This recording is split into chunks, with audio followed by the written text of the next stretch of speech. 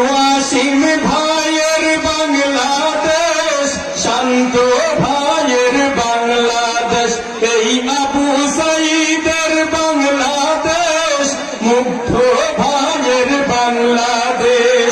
তাদের পথে তাদের মতে কবুল করুন আল্লাহ, কবুল করুন আল্লাহ, কবুল করুন আল্লাহ, কবুল করুন আল্লাহ।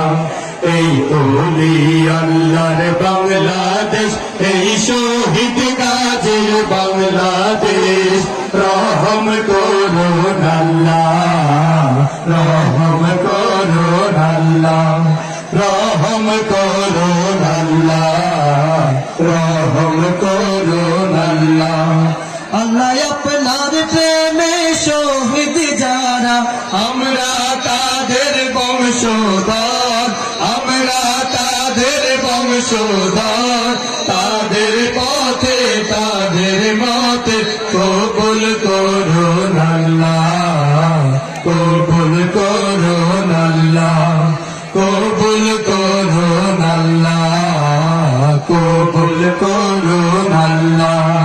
এই ওলি আল্লাহর বাংলাদেশ, এই শহীদ গাজীর বাংলাদেশ, রহম করুন আল্লাহ, রহম করুন আল্লাহ, রহম করুন আল্লাহ, রহম করুন আল্লাহ। আল্লাহর কাছে ঈমান আনার মানে কি? আল্লাহর তাওহীদে আপনাকে অটল হতে হবে।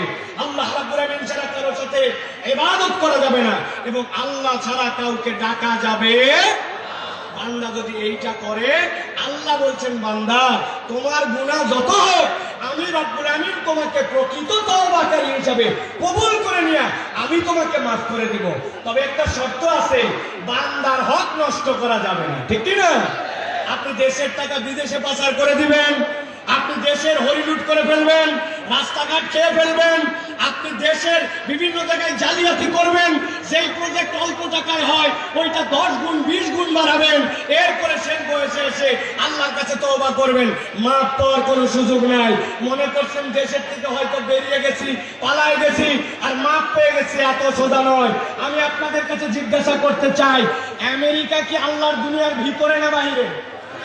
কথা বললেন না। আমেরিকা আল্লাহর দুনিয়ার ভিতরে না বাহিরে? কানাডা কি আল্লাহর দুনিয়ার ভেতরে না বাহিরে?